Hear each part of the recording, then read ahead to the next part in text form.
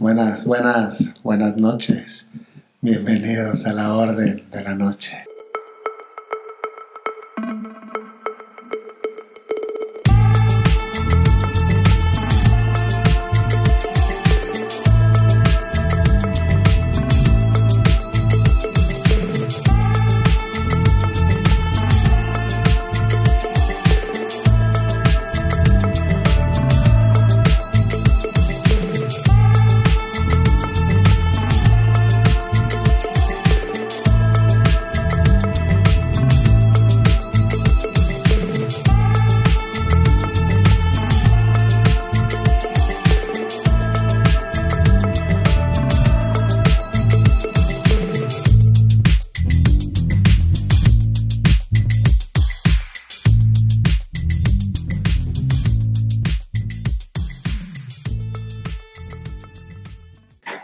Buenas noches, Luis. Buenas noches, Normi. Buenas noches, Jorge. Buenas noches, Luis. Buenas noches, Normi. Mr. Traveler in Time, el señor Jorge y el señor Normi ordenados. Pues ha de estar descompuesta la máquina de hacer ordenados, ha de estar descompuesto, le ha de faltar ahí aceite o algo, porque pues aquí se van a quedar un rato mientras se compone, ¿no? En lo que reparamos la unidad, estaremos aquí varados en el tiempo y no hay flotilla, no hay presupuesto ahorita para otra, entonces estamos en la cuesta de enero, están las cosas complicadas, cosas nuevas que han llegado. Primero o segundo capítulo del año.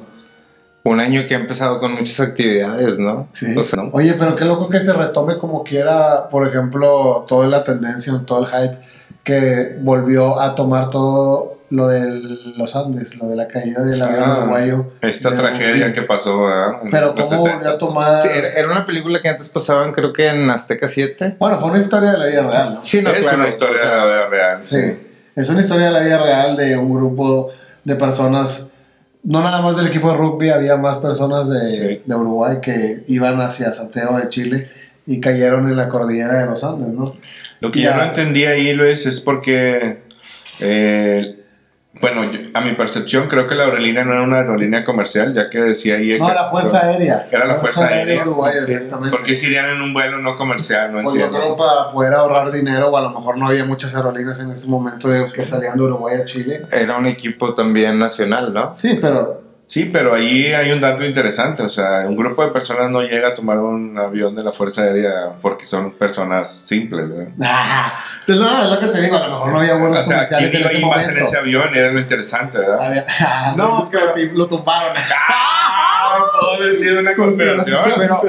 Pero tengo entendido que ese equipo de rugby era un equipo nacional, ¿no? Sí, era un equipo nacional. Entonces muy probablemente iban hacia alguna competencia. Claro. Sí. Y por representar a su país, muy probablemente por eso apoyó con el vuelo, ¿verdad? O costeó el vuelo, ¿no? Exactamente. Y ahí metieron los que faltaban en el asiento, ¿verdad? No, porque también, o sea, tengo entendido que en el vuelo iban ellos y también iban muchos familiares, ¿no? Y entre otras pero personas, pocos familiares allegados. Generalmente todos se quedaron en el aeropuerto a despedir los muchachos. Pues no podían ir todos, obviamente, pero sí iba la mamá Hernando Parrado, iba la hermana Hernando Parrado. Sí. Exactamente. De hecho, en la película, Nando Parrado le abre la puerta a su mamá y a su hermana, o sea, a las actrices que hacen el papel de su mamá y su hermana, porque Nando Parrado, pues, lamentablemente fallece su mamá y su hermana en la montaña, ¿no?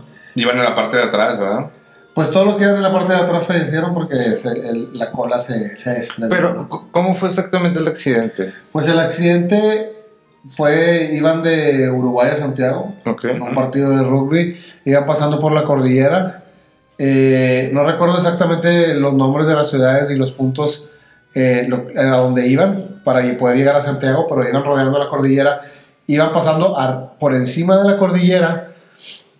Cuando el copiloto o el piloto pensó que ya habían pasado la cordillera, giraron hacia la derecha y en realidad se encontraban en medio de la cordillera. Entonces topan con montañas, se cae el avión, se desliza, que gracias a que era nieve, que en 1972 se registró muchísima nieve ese año. Sí. Que no sé si fue el año que más nevó históricamente ahí en ese punto de la cordillera, pero con el cambio climático, pues ahorita no hay nada, ahorita está totalmente seco. Sí. ¿A poco? Sí, en las últimas semanas se han reportado imágenes que actualmente se encuentra vacía. Sí, está totalmente seco. Lo interesante es que todavía hay restos del avión ahí Sí, hay restos del avión ahí, de hecho hay mucha gente que va. Pero en las fotos que muestran no hay el avión, o sea, como es de otro No, punto. obviamente porque creo que lo quemaron el avión ya después, pero mucha gente va todos los años, como un memorial la familia de las personas van, hay muchos, pues hay ropa, hay cruces, hay muchísimas cosas, y, pues creencias de la gente siguen yendo, pero ahorita ya no hay nada de nieve, entonces eso ayudó en aquel año 1972 a que el impacto se redujera, pues sí, no fuera tan fuerte, y la nieve ayudó a que toda esta historia pues sucediera, porque si hubiera pasado hoy en día cuando no hay nieve, pues ¿qué le hubiera pasado al avión? No hubiera, pues no hubiera nada que hubiera el impacto, historia, ¿no? Amortiguado. Exactamente.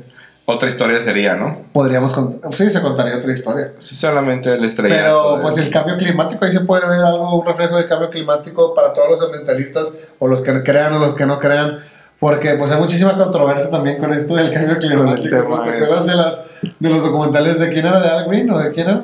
Al Gore. Al Gore, perdóname, sí, Al Gore, que hablaban de todo este calentamiento global y el cambio climático, pero se hablaba también que era como una tipo de estafa, entonces pues no sabemos. Vienen estafas, vienen controversias. Algunas veces. Pues ya, dentro de algo tan grande, yo creo que. Sí. Se pueden meter muchas cosas ahí. Es muy debatible. Es muy debatible. Claro. Atrás de este cambio climático viene una estrategia política de las energías renovables. La nueva guerra, como lo predice la página de Economics, la portada. No sientes. Sí, claro. A través de las energías renovables. Alguna vez hubo una guerra del petróleo. ¿Quién lo controló? Y ahora a ver quién va a controlar el aire y las energías renovables. Sí, la guerra del petróleo. Y todo viene atrás del calentamiento global. ¿Te acuerdas cuando hablábamos esto de la guerra del petróleo que Alemania estaba construyendo máquinas y que estaba construyendo barcos y estaba construyendo máquinas que funcionaban con petróleo, pero Alemania no tenía petróleo en la época? Entonces decía, pues ¿quién tiene petróleo? Pues en ese punto, pues en Mesopotamia los turcos tenían petróleo y México tenía petróleo.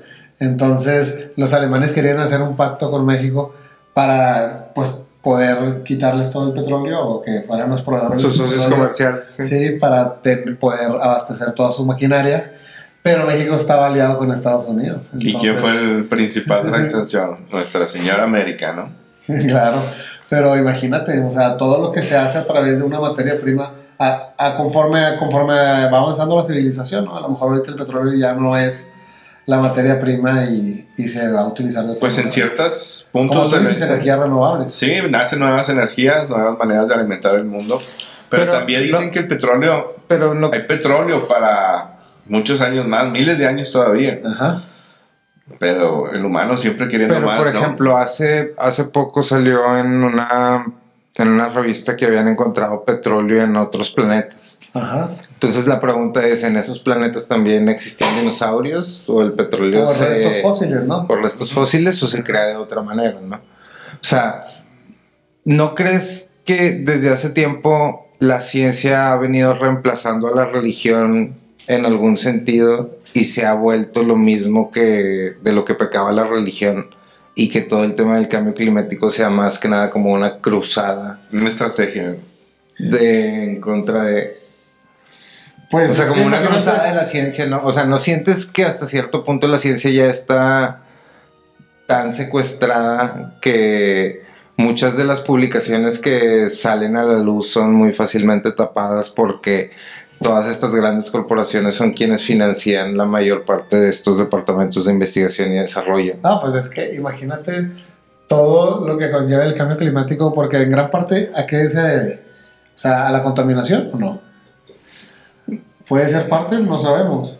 Entonces, si la contaminación es parte del cambio climático y te lo quieren vender como que nosotros somos los culpables, o gran parte del cambio climático se debe a la población, a los humanos y no a las corporaciones. Exacto. Y no sé si ustedes conozcan los bonos que da... De carbono. Los bonos de carbono, que son bonos que tienen las corporaciones, no sé, a lo mejor tú al año tienes 100,000 bonos de carbono. Sí. Y tienes... pues puedes producir cierta cantidad de CO2. Arriba de esa cantidad de CO2, pues tienes que estar pagando, es como una multa.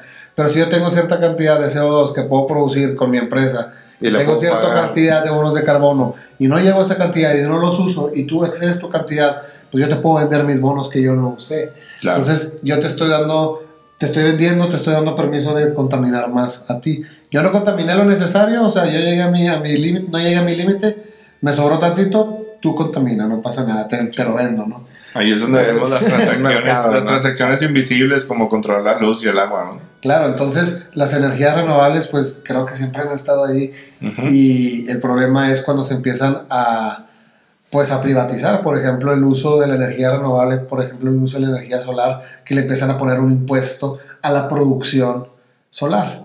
Tú puedes producir con tu máquina fotovoltaica o con tu equipo fotovoltaico, pero cada kilowatt que tú produzcas va a tener un impuesto y se va a ir para el gobierno. Sí, entonces, ni que el sol te estuviera cobrando, ¿verdad? Pero el sol no te llega, no te manda la factura, pero a alguien se le ocurrió, yo te la mando, no te preocupes. Ya te la mando, claro. el sol no sabe cobrar, yo cobro por el sol. Exacto. O sea, ¿no crees también que, por ejemplo... Y ahora van a capitalizar el aire y el agua, perdóname. O sea, con los parques eólicos, estás captando... El aire no te cobra por empujar la hélice y generar energía. Pero por generar... El generador te cobra el espacio de algún territorio para que te cobren un impuesto, ¿no? Sí, así es la manera de cobrar el impuesto. Y también el agua también dice, hey, págame por los que te dice producir. Pues no, ¿verdad? El agua, pues... Es lo que viene. Sí, siempre va a haber impuesto hacia todo lo que sea un recurso. Producción, ¿verdad? Como producir algo te va a costar. Es necesario, obviamente. Pero bueno... Bienvenidos, hola, Mariana Rodríguez. Muy bien. Estábamos hablando de política. Estábamos hablando del cambio climático por lo de la sociedad de la nieve. Sí. Por lo de la sociedad de la nieve, de que en 1972 estaba lleno de nieve y ahorita ya no hay nada de nieve. Obviamente está la cordillera, está la montaña todavía. Sí. Pero ¿no crees que así como los años tienen estaciones, haya periodos de 5, 10, 20, 50, 100 años donde también haya como estaciones más grandes? Y que más que un cambio climático ¿Como sea cuando todo estaba lleno de nieve? Sí, o sea, como o sea, como decir que tal vez cuando estaba en nieve ese lugar estaba en invierno, independientemente de los años, como que en otra época un poco más grande, y eventualmente ahorita está en primavera y va a volver eventualmente, tal vez de aquí a ¿quién sabe? 50, 60, 100 años, dependiendo del timeline, o sea, dependiendo la línea de tiempo donde esa ¿cómo se dice? Ese evento. O sea, ese invierno... Sí. Más fuerte que el otro, ¿no? Sea más grande, ¿no? Sí. Es como el huracán que pasa aquí en Monterrey cada 20 años, ¿no? O como pasó el del 88 y luego llega el Alex aproximadamente 20 años después. 2008, sí. Y ¡pum! Otra vez. Entonces estamos cerca, tenemos 4 años más para que llegue el que pasa cada 19. El de Ciudad de México. El de Ciudad de México. Todos los septiembre son festivos por allá. Qué miedo, ¿verdad? Sí. Qué miedo. Oye, pero hablando, tú ahorita tomaste algo muy interesante que decías que... No sé, yo creo que lo decías jugando, de que podía ser una teoría de conspiración del avión de los uruguayos, que alguien lo tiró, porque aquí no sabemos quién venía de pasajero. Obviamente no, ¿verdad? Obviamente hemos visto muchísimas entrevistas, hemos leído los libros, pero hay algo curioso hablando de teorías de conspiración sobre eso. Hay algo curioso que no sé si hayan oído hablar a Claudio Lucero, que es un rescatista, o fue un rescatista, uno de los rescatistas que subió a la montaña, que estuvo con ellos en ese y que regresó, ¿verdad? Y regresó con ellos. Y pues dice cosas curiosas que dice que lo hicieron todo por fama, que por qué esperar 75 días para bajar, ¿no?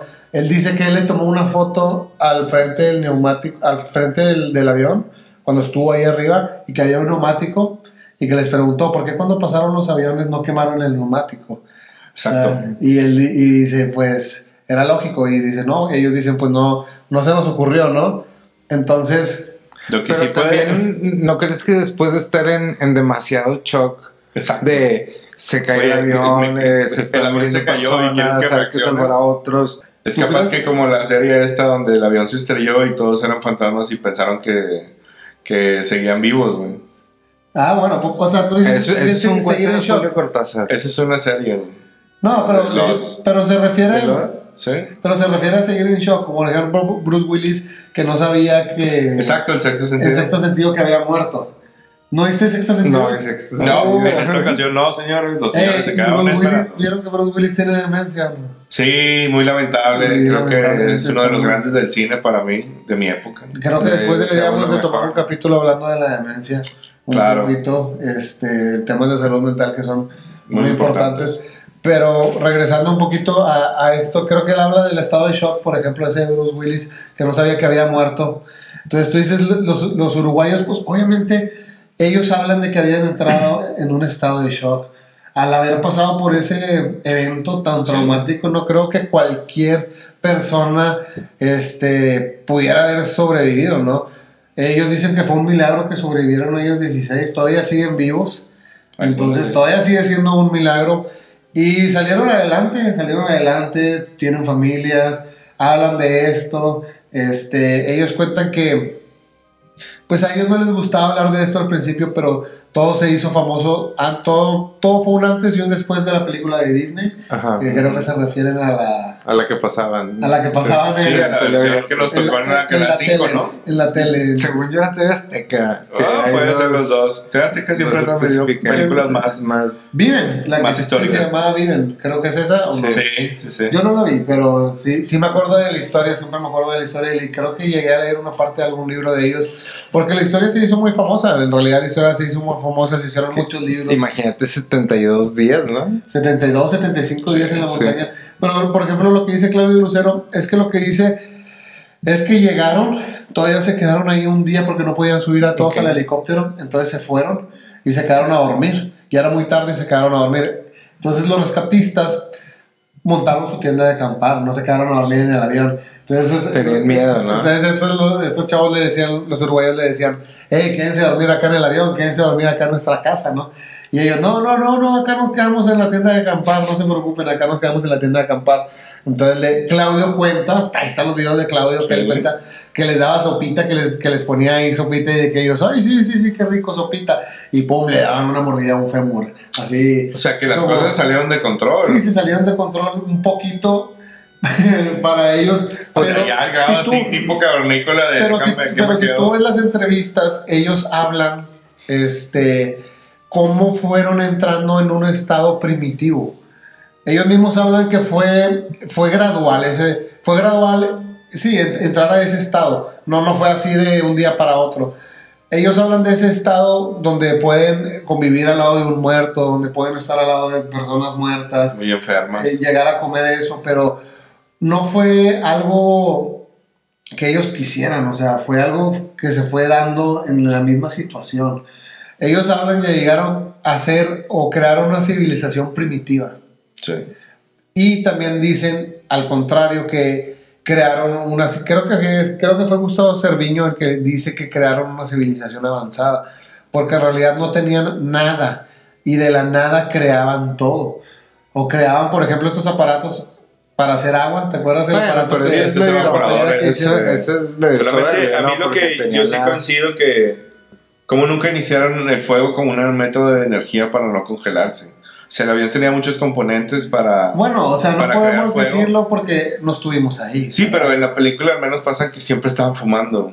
Los cigarros nunca se acabaron. Nunca se acabaron. O sea, pero tal vez no tenían un conocimiento claro de dónde estaban y si empezaban a quemar cosas podían crear una avalancha. Sí, a pesar de que eran jóvenes, un promedio entre 18 a 23 años, creo que menos. Sí. Ya tenían experiencia académica de ingenierías, algunos iban en carreras de médicos. No, entonces, bueno, claro, pero lo que o sea, aquí estamos hablando, el tema del trasfondo de esto es la mente. ¿Qué puede hacer la mente en una situación tan extrema como eso? Sí, adaptación. Ellos hablan, en las entrevistas ellos hablan de, ok, tú pon a unos mexicanos, pon a unos chinos, es lo mismo, el ser humano se va a querer adaptar. Claro. El ser humano va a regresar a unos instintos muy básicos que es la sobrevivencia. Sí. Y lo va a hacer de esa manera. Al momento de que llegaron los rescatistas, el mismo Roy Harley cuenta en las entrevistas, Cerviño y yo le tuvimos que decir a los rescatistas, oye, esta persona que está aquí es él, esta persona que está aquí es tal, esta persona que está aquí es tal. ¿Por qué?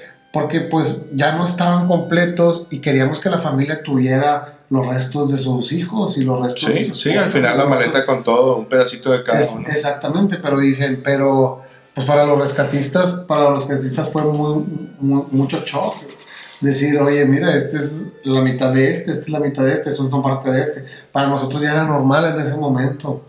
¿Por qué? Porque progresivamente fuimos entrando en esta civilización, ¿cómo le podríamos decir? No prehistórica, pero... No, primitiva. Primitiva, sí. Esta civilización fue un proceso de adaptación al ambiente, como la teoría de Darwin. Un proceso de adaptación al ambiente. Exacto. Hablan ellos de eso. ¿Por qué? Porque mucha gente los juzga. En realidad aquí no los estamos juzgando ni nada, solamente estamos hablando de esa situación, de esa situación. A mí se me hace algo increíble lo que les pasó. A mí se me hace algo muy, muy, muy impactante. Mucha gente los pone como héroes, como heroicos. La historia es increíble. Se han escrito muchos libros. Yo no sé si yo podría sobrevivir esa situación, en verdad. No creo que yo podría sobrevivir esa situación. Haría hasta lo imposible, estoy seguro de eso. Y pues poniéndome en sus pies lo que hicieron de comer carne humana, porque ellos lo cuentan abiertamente, que al principio era un problema. Sí. Hablar de eso y hablar de eso en público, porque eso se hizo pública, una conferencia donde ellos hablaron ante la televisión nacional, internacional, de que se comió carne humana y es que se tuvo que comer. Fue la primera vez que se habló de eso en televisión. En televisión. Antes de cualquier otro personaje que una haya declaración practicado pública, esto. exactamente, una declaración pública. Que, bueno, admitieron que habían comido carnes de otros seres humanos, ¿verdad? Por eso es difícil creer la teoría o la versión que cuenta este rescatista de que lo hicieron por hacerse famosos. Pues Claudio Lucero lo dice. O sea, ¿quién? Está interesante que quieras pasar tal vez adversidad con tal de llegar a una fama tan pequeño, cuando tu objetivo era jugar rugby en un partido en Chile, ¿no? Sí, o sea, no tiene... ¿Quién estuvo atrás de todo eso? Ahí se van a quedar. Sentido, ¿no? Sí, pero, o sea, por ejemplo, el mismo Eduardo Strauch dice en una entrevista que su hija le voltea, está viendo la película y su hija de 5 años voltea y le dice: papi, ¿a qué sabe la carne humana? No, eso sí, fue pues ya, porque... pues, imagínate. Lo interesante aquí es que si ellos tuvieron que seguir con la dieta después del incidente. No, para nada. No sabemos, pero... El próximo noviembre estaré en Uruguay. Pues estaría bueno si alguno de la sociedad a darnos un relato de alguien ha llegado a alguien de los sobrevivientes de este accidente. Sería interesante poder conocer a algún ordenado que nos cuenten historias por allá, ¿no? Noviembre, Uruguay. En cuanto cuadremos la fecha, se los haremos llegar.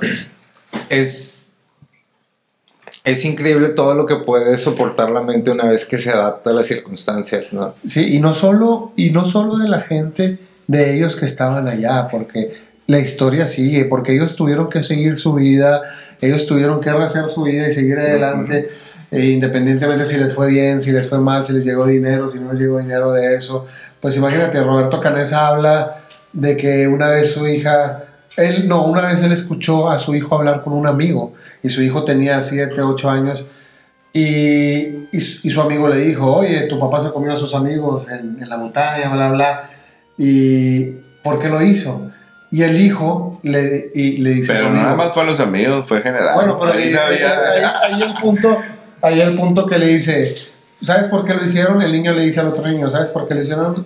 Porque estaban tan débiles que les pidieron los músculos a sus amigos para poder trepar la montaña y seguir adelante.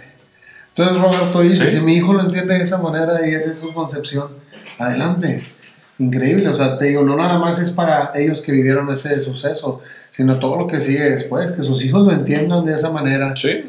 Y lo acepten de esa manera, porque es una aceptación de decir: ok, se puede comer carne humana mínimo para sobrevivir. Exacto, es una buena respuesta, donde es un método de supervivencia ante una adversidad que no hay otra cosa que comer. Pero es algo muy, muy, muy sui generis, ¿no? Digo, hay otros ejemplos de este tipo de práctica, donde de prácticas, pero tienen otra connotación, ¿no? Digamos, este es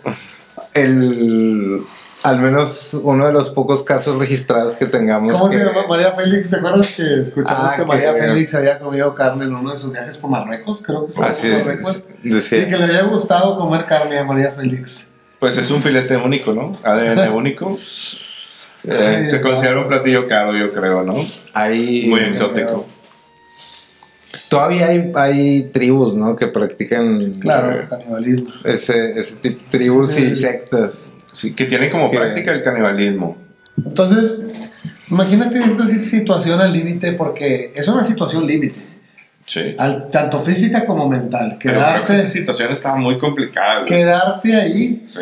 Y, por ejemplo, Claudio Lucero dice, ¿por qué se esperaron 75 días? Y dice, ¿por qué cuando escucharon en el día 10 que ya no los iban a rescatar? Porque no se movieron. Porque no se movieron.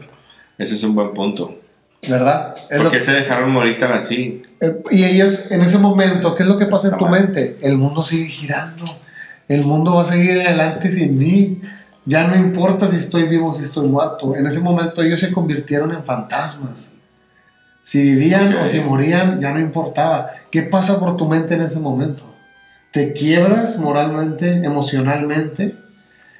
¿Te desquicias, empiezas a hacer... ¿O sigues luchando? ¿O sigues luchando?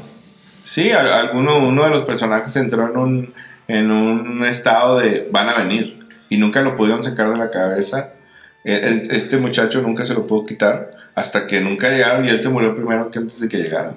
Y fue uno de los primeros, entonces, y era uno de los líderes del equipo que les dijo, hey, esperen, van a venir a buscarnos. Inclusive después del día 10. Pero te tienes que seguir adaptando a toda la situación. Claro. Porque cada día es una situación límite. Cada día es un día límite. Cada día que pasa. Entonces, pero también cayeron entre la transición del invierno y verano, ¿no? Cayeron en octubre, allá era primavera. No, sí. No, porque estaba enfriando mucho. Era primavera. Y luego se descongeló. Era primavera. En octubre, allá cayeron en octubre, era primavera. Claro. Allá en diciembre es verano. Sí, tienes razón. Entonces, inicio de primavera, verano. Claudio dice que por qué en el día 10 no se empezaron a mover. Él dice, si yo llevo a un animal, si yo llevo un perro a la montaña y lo dejo, ¿qué es lo que empieza a hacer el perro? Pues empieza a bajar la montaña.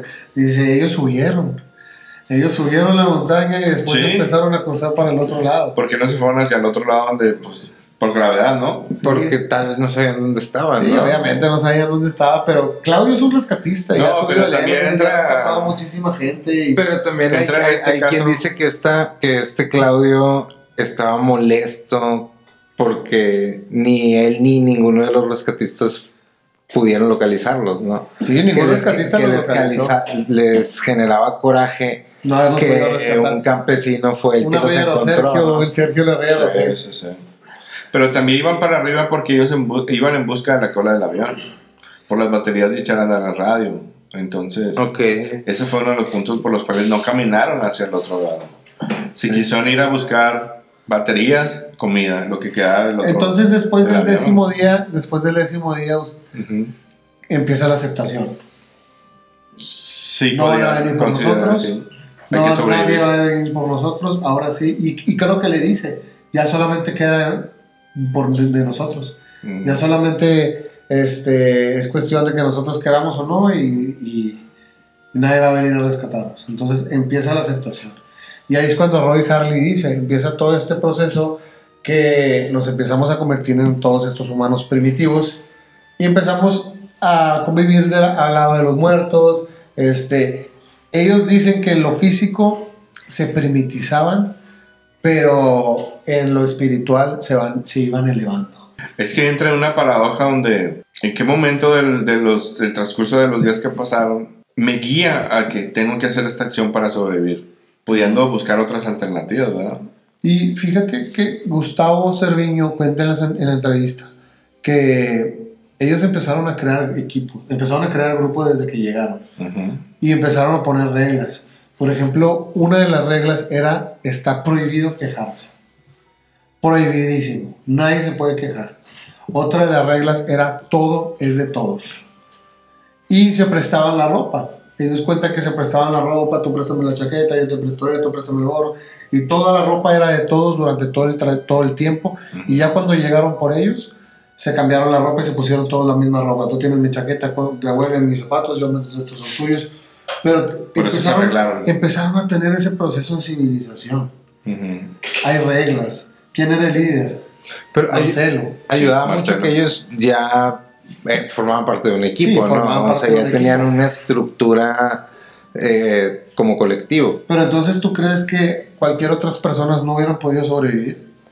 No, definitivamente no. Ellos ya tenían una disciplina de jugar en equipo, como dice. No, hubiera sido mucho más difícil porque no tendrían como o sea, no habría incentivos que estén alineados con todas las personas, ¿no? O sea, imagínate hubo que hay una familia de 4 o 5 personas, otros 2 jóvenes de 2, etcétera, grupos dispares, sería más difícil.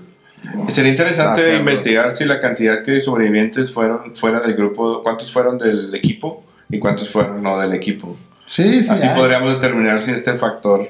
No, pues los del equipo fueron el 80-90%. Sí, también están dentro de una muy buena condición física, practicaron un deporte muy audaz. Sí, pero ellos dicen que se creó el equipo. Marcelo era el líder. Sí. Y Marcelo tenía la religión y Marcelo tenía toda la creencia de no comer la carne. Exacto, él fue uno de los que más aguantó. Tuvo que quebrarse para poder hacerlo. Para poder sobrevivir. Claro. Y pero al final no lo hizo, ¿no? ¿Sí comió? No recuerdo si comió. ¿Marcelo sí comió? No, falleció. No recuerdo. O sea, de hecho creo que él terminó falleciendo por lo mismo de la negativa. Bueno, pero hubo disciplina, hubo un capitán que mandó, hubo un grupo que siguió. Sí, nosotros. Había reglas, nadie se puede quejar. ¿Por qué? Porque ya sabemos todos en dónde estamos. Al morir Marcelo, las cosas no cambiaron, siguieron con el mismo camino de liderazgo. Claro. Sí. Y comunicación y trabajo en equipo. Es interesante esto, cómo se unificó una hermandad, una orden ahí arriba de la montaña. Te digo, ¿no? y la mente se empieza a adaptar en el primer segundo en el que caes. Sí. Yo creo en esta situación límite, ¿por qué? Porque obviamente empiezas a pensar, ay, quisiera estar en mi cama acostado, ay, quisiera estar tomándome un vasito de agua calentita, un vasito de leche calentito, no sé, obviamente. Panecito, ¿no? Un panecito, viendo las películas. ¿Qué estoy haciendo aquí si podría estar allá, no? Sí. Pero en el momento en que los aceptas, la mente empieza todo este proceso de, bueno, ya estoy aquí, oye, hay un muerto al lado de ti, convive con él, no hay otra manera. No, pues quién sabe, si no hubiera muerto nadie, a lo mejor se hubieran seguido adaptando, o se hubieran salido más rápido, porque Claudio dice eso, se salieron cuando ya no había que comer. Pero bueno, te digo, Claudio dice muchas cosas, entonces... ¿Se salieron del avión cuando ya no había que comer? No, se fueron a caminar. Pues también tienen que derivar que los primeros fallecidos lamentablemente eran ya gente que sufrió una... fue casi instantáneos muchos. Fue una muerte instantánea, los otros porque tuvieron una herida muy grave durante el accidente, entonces digamos que la disponibilidad de un alimento estaba ahí. Sí, claro. Entonces, al momento ya que a los más sanos o los fuertes del grupo, pues ahí se detuvo esta parte de que o vamos a buscar comida... y ellos dicen que... O ya entras en otros términos de esta fase, ¿no? Ellos dicen que desgraciadamente eso es lo que más causa el impacto de toda la historia, ¿no? Que comieron eso. Y, por ejemplo, dicen, ¿ahora qué es lo que pasa cuando alguien fallece y pone ahí que se pueden donar los órganos? Pues simplemente, gracias, le quitas el órgano y se lo pones y sigues con la vida. Dice, ellos nos dieron el consentimiento, pero no firmaron nada. Oye, si yo me voy, eres libre de comerme. Yo creo que hubo un consentimiento de palabra cuando decían, úsame para salvar a los otros. Para salvarte y para salvar a los otros, ¿no? Pero ¿hasta dónde llega la mente para poder decir y tomar esa conciencia de yo me voy a ir? Me voy a convertir en el alimento de mis hermanos. Sí, me voy a convertir en el alimento de ellos, ¿no?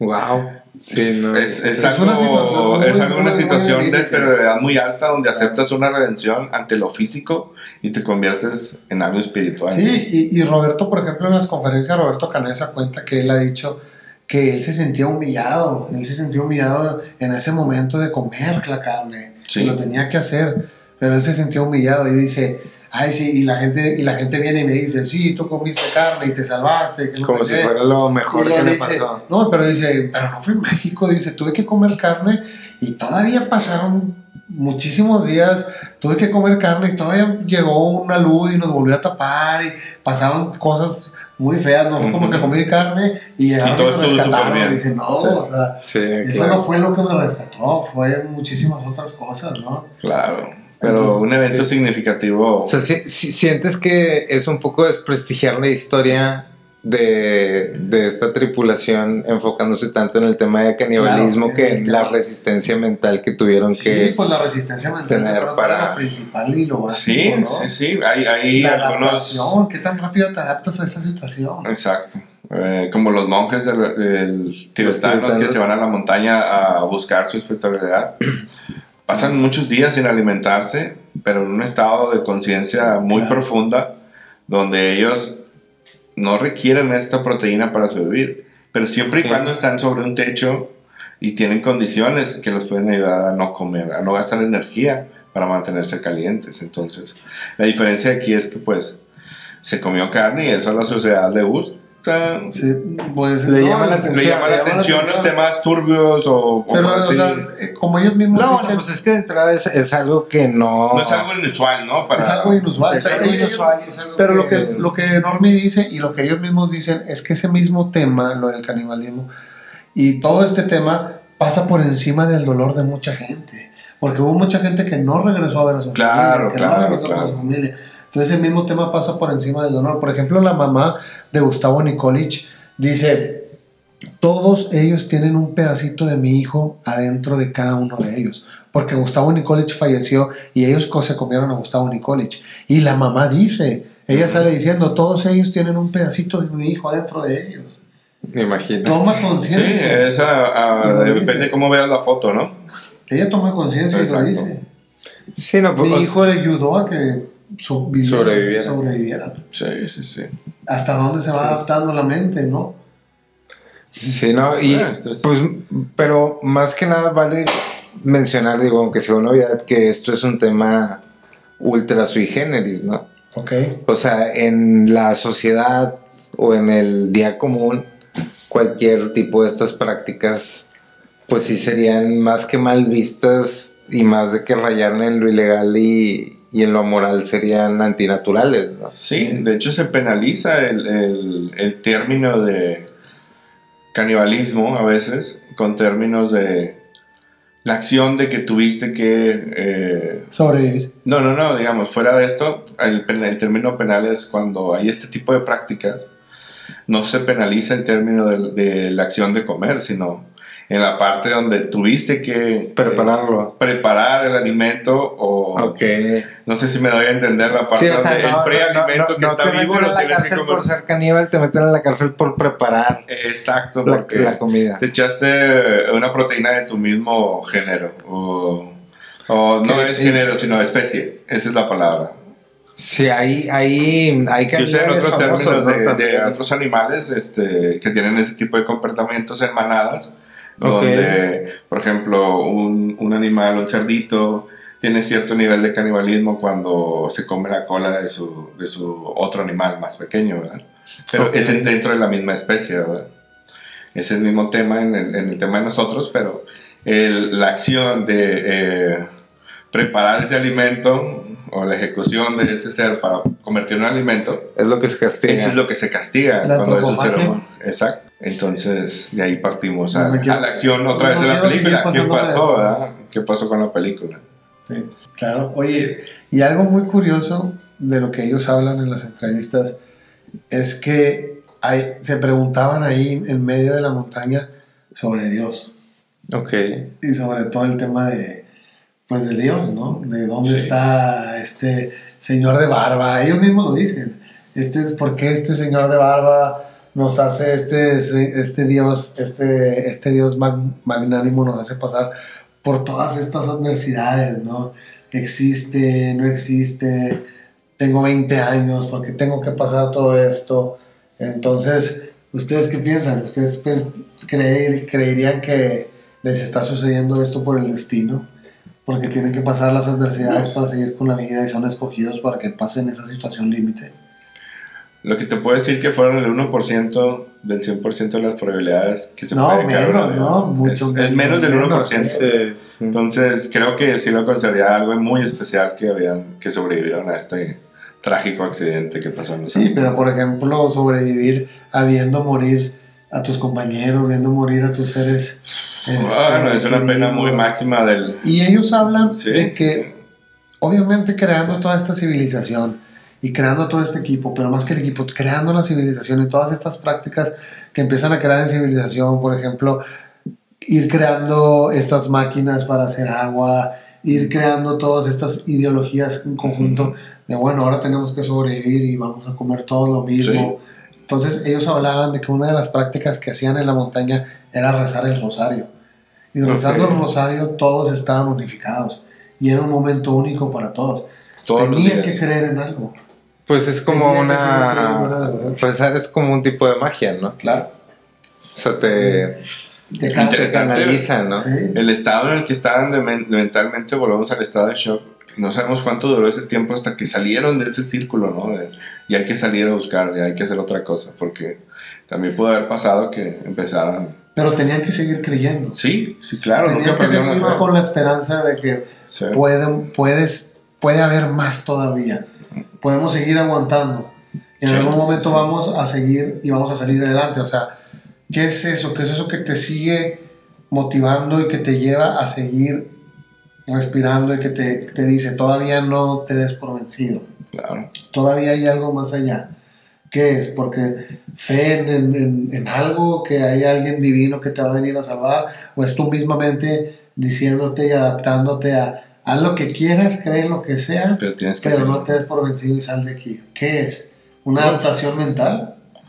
Un estado de conciencia. Pues creo que tiene que ver con el ser, ¿no? O sea, con lo que es cada persona y su ansia por sobrevivir hasta descubrir algo. Fíjate que ellos hablan de que el conformismo te destroza todo lo espiritual.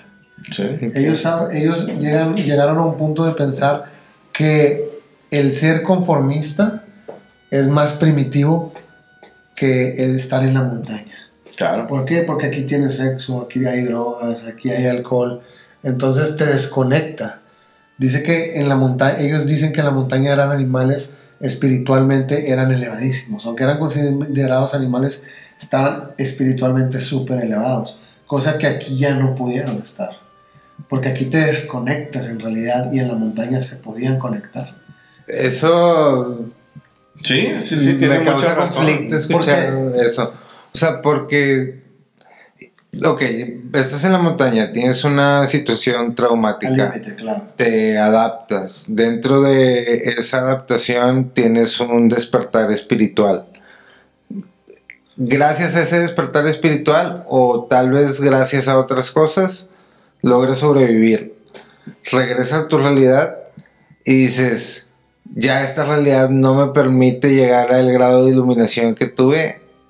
Se me hace ilógico, ¿no? O sea, es como o sea, entiendo que puede haber dificultades en todo ese camino, pero también es como aprender a andar en bicicleta, ¿no? Es que solamente imagínate, o sea, tú estás hablando que ya regresando a tu vida normal, podríamos llamarlo así, porque vives 70 días en esta situación al límite y tus emociones son totalmente de otra manera. Exacto. Ellos lo describen de esa manera, Nando Parrado lo describe de esa manera. Tú dices que regresando a la ciudad ya no puedes volver a tener esas pero eso no tiene que ver con lo espiritual, es a lo que voy. Bueno, o sea, eso es otra cosa. Obviamente en ese momento tal vez tuvieron un grado de adrenalina espiritualmente elevados ellos, pero yo te pongo en esta situación y te hago esta pregunta porque Nando dice que él se sentía muy enojado porque no podía sentir nada. Decía, yo tenía a mi madre a mi lado y acababa de fallecer mi mamá y acababa de fallecer mi hermana y yo no sentía nada. Ninguna emoción, no sentía empatía, ni siquiera lloraba. Sí. Decía, porque mi mente no estaba en eso. Mi mente estaba en otra cosa. Sobrevivir, exactamente, sobrevivir.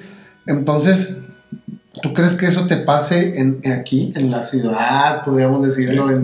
en una situación? Pero lo que voy a decir es que ese shock no tiene que ver con estar elevado más espiritualmente en algún lado. Sí, hay una frase o sea, no tiene que ver, al menos a mí no me hace sentido. Hay una frase donde dicen lo mucho es poco y lo poco es mucho. Ajá. Tiéndese a transmitirse que cuando tienes muchas cosas a tu alrededor, tu mente tiene más espacio ocupado. Cuando tienes menos cosas a tu alrededor y estás en un estado donde hay silencio, concentración profunda, puedes desarrollar otro tipo de nivel mental, el cual se relaciona con otro tipo de pensamiento. La espiritualidad, ¿verdad? Estado de conciencia limpio, concentrado y profundo, ¿verdad? O el mismo, por ejemplo, estas emociones que ellos desarrollaban, que el mismo Roy Harley decía que ellos le tenían envidia a los muertos. Sí. Que decía, qué envidia te tengo de que tú miedo, estás en ese y estado no estoy ahora, yo pasando esto. Y no estoy yo ahí donde tú estás. Y le tenían envidia a los muertos. Decía, yo no sabía que se podía registrar una emoción de tenerle envidia a los muertos. ¿En qué otra situación al límite puedes llegar a experimentar esas emociones de una envidia a un ser que ya no existe en este tiempo, ¿verdad? ¿No crees que eso te ayudaría a llegar a un estado de conciencia o a un estado espiritual un poco más elevado que cualquier otra situación que puedas llegar a pasar bueno, no, ¿verdad? O sea, sí hay situaciones muy al límite en la vida diaria, pero esta es una situación muy, muy extraña. Es un evento en muy bajo porcentaje, entonces... Sí, o sea, yo creo que si abres una puerta, no tienes por qué no poder volver a pasar por esa puerta. Regresar. El regreso. Sí, porque siempre y cuando no tenga cerrado. O sea, es como que ya sé que el silencio, o sea, obviamente no es lo mismo, ¿verdad? Pero ya sé que el silencio, el tener menos cosas materiales o el estar más enfocado, etcétera, me hace bien y es lo mejor. O sea, porque regreso acá y quiero lo otro demás y estoy presumiendo, estoy mencionando que me superelevé espiritualmente, pero ahorita ya no puedo porque... Pues es que realmente fueron rescatados. Es más, como, ellos buscaron la salida. Es que yo creo que es... Dos personas buscaron la salida y los demás se quedaron esperando. Sí, pero yo... ¿Por qué no se fueron todos juntos? No, pues obviamente... No, pues también era casi una misión suicida, ¿no? Sí. O sea, iban los más sin fuertes, comida, los que estaban entrenando. Acuérdate que Nando se lo pasó entrenando muchísimos días para poder irse a caminar. ¿Y por qué no entrenaron todos juntos? No todos son iguales espiritualmente. Pues estratégicamente no conviene. Se iban quedando a cuidar que si no había nada que cuidar ahí en ese avión. Yo hubiera seguido en el grupo, ¿no? Pero fíjate que... Pero es que también si vas con 8 personas, el grupo es tan rápido como la persona más lenta. Sí, claro. Y fíjate bueno, ese es mi punto de vista, ¿no? Hay algo muy curioso que cuenta el mismo Nando también en entrevistas, que ellos tenían todas estas reglas, que era compartir todo, que nadie se podía quejar, pero principalmente compartir todo, se compartían todo.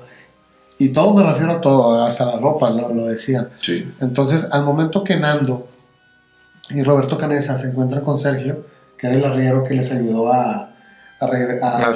No, fue el que les dijo a todos. ¿De qué hola? Bienvenidos al mundo otra vez. Bueno, pero ellos encontraron a Sergio. Sí. Y todavía Sergio se fue de 1 o 2 días. Sí, porque creo que el río estaba crecido, ¿no? Sí, pues se fue 1 o 2 días y ellos se tuvieron que esperar todavía un rato ahí esperando a que regresara Sergio. Entonces...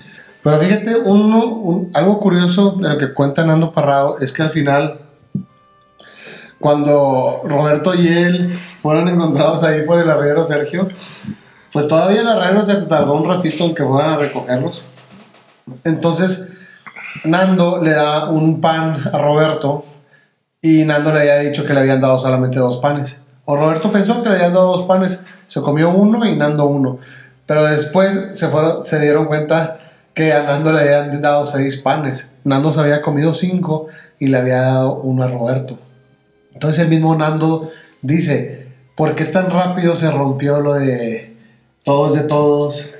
Okay. Todo este pensamiento que teníamos cuando estábamos ahí arriba en la montaña juntos.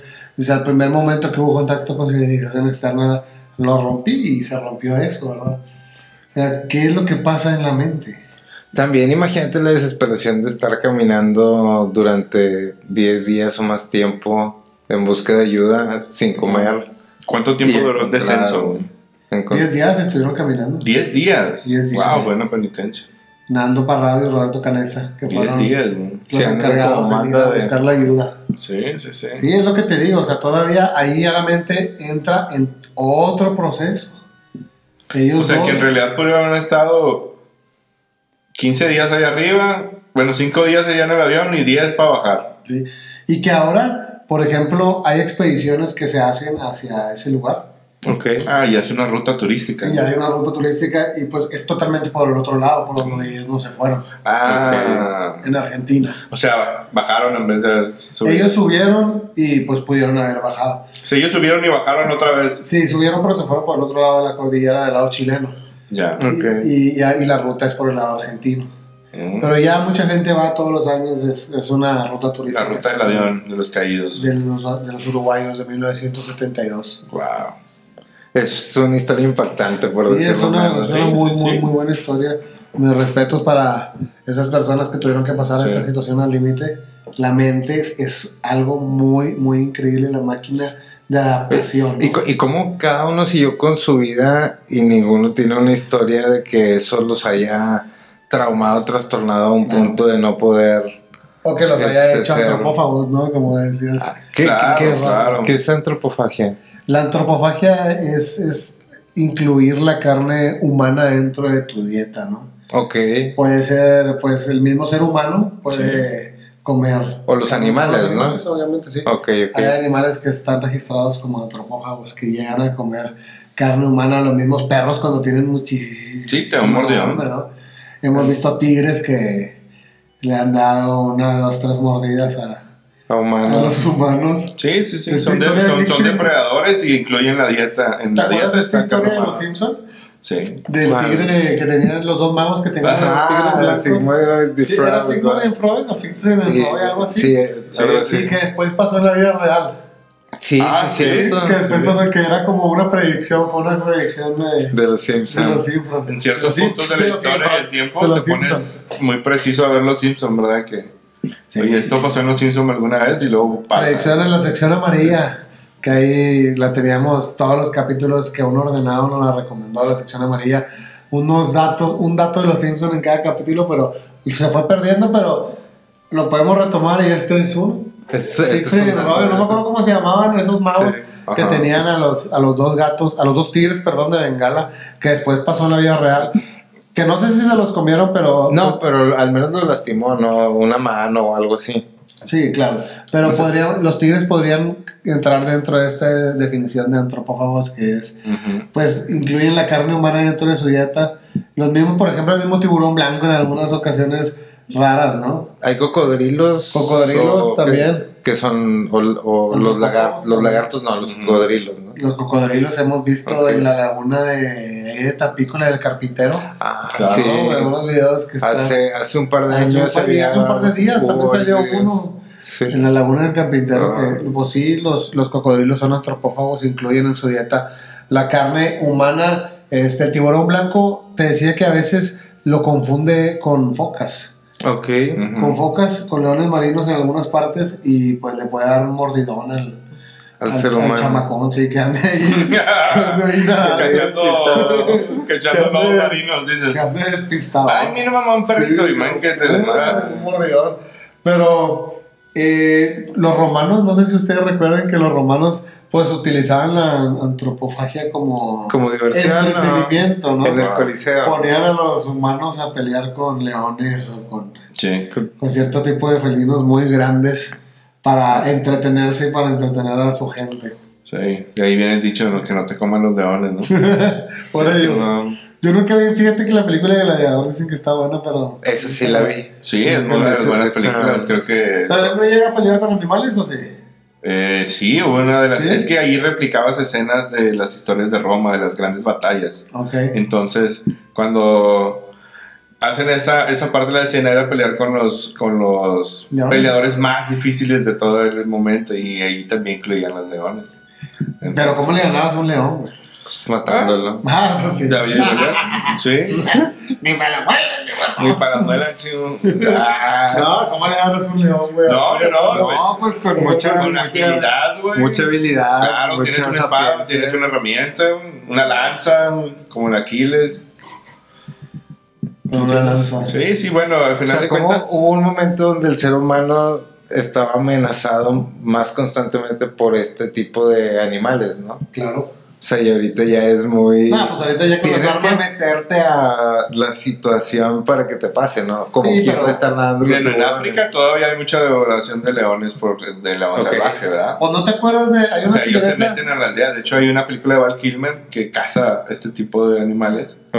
Donde él se hace de que hay un problema con un león que es demasiado grande y es el que se ejecuta en las aldeas. Pero casi todos los felinos comen carne humana.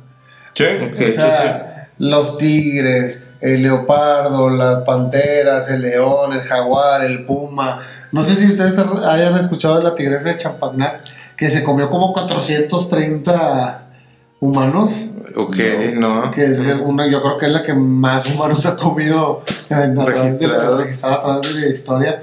Pero los grandes felinos tienen esa fascinación por los la carne. O sea, lo que se ve como un accidente realmente es un hábito cotidiano. ¿Sí? Pues podría ser. Si lo tienes dentro de tu dieta diaria, pues hay que echarle un muslito. Pues, eso es un hábito, ¿no? Pero también hemos visto otros, por ejemplo, en ciertos casos se han llegado a registrar que los osos también han comido.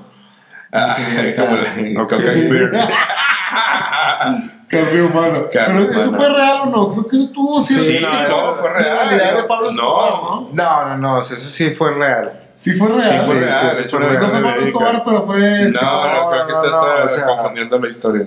Como que... Alguien había dicho que Pablo Escobar le daba drogas a sus hipopótamos. No, eso es otra cosa. No sé. Pero... Pues, de hecho no se menciona en esa historia. Sí. Era una práctica común que en la hacienda de Pablo Escobar. ¿Los hipopótamos comían carne humana? Pues comían lo que les aventabas, entonces si lo dejabas sin comer un par de días y acabar con la presa.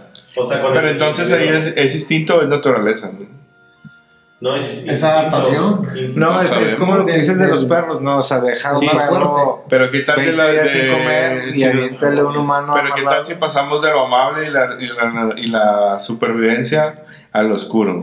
O sea, imagínate, estás diciendo entonces que la mente del ser humano está hecha para la adaptación. Sí. O sea, ahorita somos como somos porque nos están manteniendo en cierto nivel de adaptación y conformidad. Uh-huh. Imagínate que el día de mañana digan, que el gobierno diga, ya no va a haber luz, pum, adáptense, como puedan.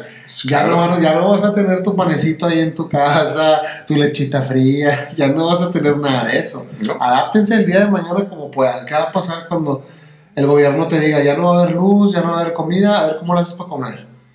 Justamente no hay mucha agua, ¿no? Es adaptación. La mente está ahorita adaptada porque quieren tenernos así adaptados.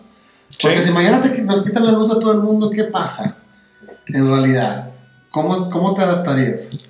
Igual, pues todos somos iguales cuando la noche cae. Entonces, digo, pues se crearía un caos, las empresas, se volvería a crear un orden. Dentro del caos siempre hay orden. Entonces, se crearía un caos al principio si no hubiera luz, pero luego volvería a reinar el orden como siempre lo ha hecho. ¿Se adaptaría a la mente? La adaptación es increíble. Aunque pase lo que pase, o sea, el fin justifica los medios, dirías tú. Sí. ¿Cómo nos adaptamos? No, pues no había luz y tuvimos que hacer lo que fuera y se murió la mitad de la población. O a lo mejor la mitad vivimos y el fin justificó los medios. Ok.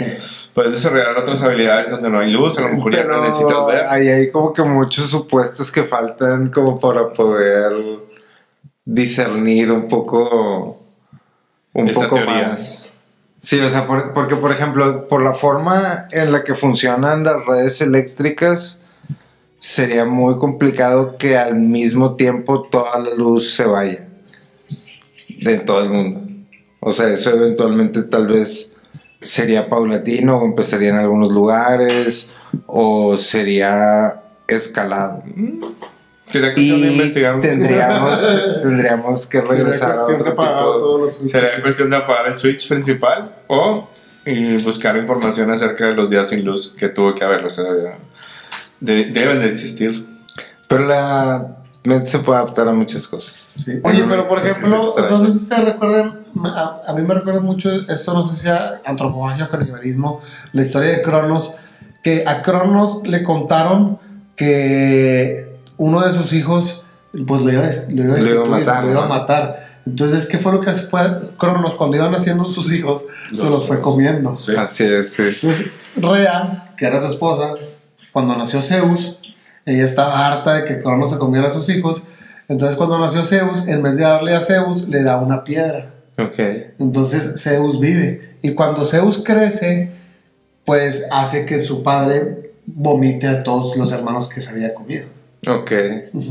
Pero bueno, ahí son dioses, ¿no? Ahí no sería, tendría pero otro, es la misma práctica, otro ¿no? nombre. Pues es la misma práctica. Al final, supervivencia o necesidad o instinto. Se los comió a todos los hijos, menos a Zeus. ¿Y qué tal cuando lo haces por placer? Esos personajes que lo hacen por placer. Pues tenemos... ¿Como quién? ¿Como los vampiros? No pues sé si recuerdan ustedes. Déjame sacar mi lista, señor. No sé si ustedes recuerdan la película de Hannibal Lecter. Claro. Y supuesto. hay 3 películas, ¿no? La de... El silencio de los inocentes. Bueno, El silencio de los inocentes, Hannibal y Dragón Rojo. Exacto. Que Dragón Rojo es la primera. Pero en qué, no recuerdo en cuál de las 3 es la que sale esta escena donde está el Dr. Lecter al principio en su casa, que es una mansión, y están todos sus invitados y están a punto de comer carne humana y él está preparando la carne, le está preparando el banquete, y llegan y lo arrestan, ¿no? Es la de Hannibal, donde cuentan su perfil personal antes de que pasara. Y pues ya por placer tenía todos sus amigos, iban a comer la carne, estaban todos juntos en el banquete, ya lo iban a hacer por eso, ¿no? Sí, hay que recordar que el doctor, porque era un doctor, Hannibal Lecter. El Dr. Lecter, él ayudaba a las instituciones policíacas, ayudaba a capturar asesinos en serie. Bueno, en la película del silencio de los inocentes. La de Hannibal ya es cuando antes de que esté en la cárcel. La actriz era esta. Jodie Foster, la policía. ¿Tú viste el silencio de los inocentes? No. No, o sea, hoy pero no sabía qué hacer. Vi una serie de Hannibal en Netflix. No sé si eso funciona. Me pones unos buenos de Fusca. Pero creo que era algo así como lo que dice, que era más como de detective. Sí. No, bueno, en la del silencio de los inocentes, y es una película que ya ha ganado muchos premios, ya muchísima gente lo ha visto, no creo que sea spoiler, pero trata de que el Dr. Lecter ayuda a Jodie Foster, que no me acuerdo cómo se llama en la película, a atrapar a un asesino serial. Entonces el Dr. Lecter está en la celda, en su celda, que es como una celda de no de cristal, como de... No, una celda como un pedal muy aislada. Que no puede salir. Y dentro de la celda él está dando consejos a la detective, ¿no? Para que pueda atrapar a este asesino. Pero consejos con una historia detrás de, no eran consejos fáciles. La fue envolviendo. No, el Dr. Lecter tenía una conciencia muy... Sí. Este psicólogo usaba esas técnicas sobre los demás para envolver a sus allegados, ¿no? Pero bueno, él tenía ese gusto de comer la carne humana por placer, que pues no sé de dónde habrá desarrollado. Sí, pero de hecho era alta cocina los platillos que él hacía, ¿no? O sea, no era hamburguesita. Realmente practicaba, la proteína era a base de carne humana, pero era alta cocina, era una cocina elegante. No era nugget. En esa escena que tú mencionas era un banquete de muchos platillos claro. no, es como que se comía el chamorro al vapor, ¿verdad? Un barbacoa. Pero es un personaje muy complejo, ¿no? Sí, es un personaje con una personalidad interesante, oscura, pero a la vez iluminado o por el estilo, ¿no? Pues no sé si iluminado, pero o sea, no sé, oscuro sí. Definitivamente negro sí era. Es curioso cómo parte del personaje, o sea, la persona, antes de hacer películas, estos son libros. Entonces la persona que escribió esos libros se inspiró para hacer ese personaje en alguien de aquí, ¿no? Sí, de hecho en alguien de Monterrey, un doctor. La historia de Hannibal Lecter es de un doctor de Monterrey. Sí, el doctor. ¿Se inspiró en un doctor de Monterrey? Así es, Luis. Un doctor. O sea, bueno, es que son cosas distintas. Una cosa es la historia y otra cosa es el libro. Es el personaje. Sí. No, la historia fue así. A ver, sometido a la aprobación. Sometido a la aprobación de la sociedad de la orden de la noche. Llamo esta historia El monstruo de la Talleres. El monstruo de la Talleres, este icónico personaje que casi todo regio conoce. El último condenado a muerte. El último condenado a muerte. Porque después de eso ya nadie fue condenado a pena de muerte. ¿En serio? Sí, no, o sea, él fue el último condenado a pena de muerte y sus abogados lograron que se la cambiaran por 25 años en prisión o algo así. Wow. Y ya después de eso ya cancelaron la pena de muerte en México. ¿Cómo se llama? Eso fue creo que como en el 61 más o menos. El doctor Alfredo Ali. Alfredo Valli. Alfredo Valli Treviño. Exactamente. ¿Sí era doctor como el doctor Lecter? Era doctor, que de hecho estaba casado, llevaba una vida normal y tenía un consultorio en la colonia Talleres. Tuvo un percance con un joven de la colonia, Jesús Castillo Rangel se llamaba, en el cual tuvo una manera peculiar de llevar este altercado que tuvo con él. Entonces, donde dicen que lo impresionante de esta historia y el por cual se convirtió en el monstruo de Talleres fue que el doctor le dio un sedante a este joven de 20 años, lo durmió y después lo cortó en pedazos tan pequeños que lo pudo sacar en una caja y después se fue a enterrarlo. Cuando descubrieron que él hizo esta acción monstruosa, se le dominó al señor el monstruo de la Talleres. Después se encuentra responsable de esta situación, lo transfieren al penal del Topo Chico, donde recambian la identidad del doctor. Entonces, en el penal del estado del Topo Chico, se le considera no como el doctor Alfredo Valli, le habían cambiado la identidad al doctor Salazar. No supo cubrir bien la escena del crimen y lo inculcaron y le adjudicaron el crimen de la muerte de este joven con el cual sostenía una relación. Entonces fue un altercado de amor en ese entonces. Llamó mucho la atención cómo lo tenía cortado, decían que casi perfecto. Exacto, ¿no? Sí. O sea, fue tan perfecto que lo pudo meter en una cajita. Sí. Oye, pero ¿qué tiene que ver con la película? ¿Qué tiene que ver con la película? O sea, porque haz de cuenta que el que escribió los libros, que tienen los mismos nombres que las películas, fue a entrevistar a alguien a Topo Chico, güey. O sea, a un criminal de Estados Unidos que estaba ahí. Entonces, mientras estaba esperando el criminal, estaba en la enfermería, o por alguna razón relacionada estaba en la enfermería, y empezó a platicar con el que menciona, o sea, que es el doctor Salazar. Sí, o sea, él en sus notas lo apunta como el doctor Salazar.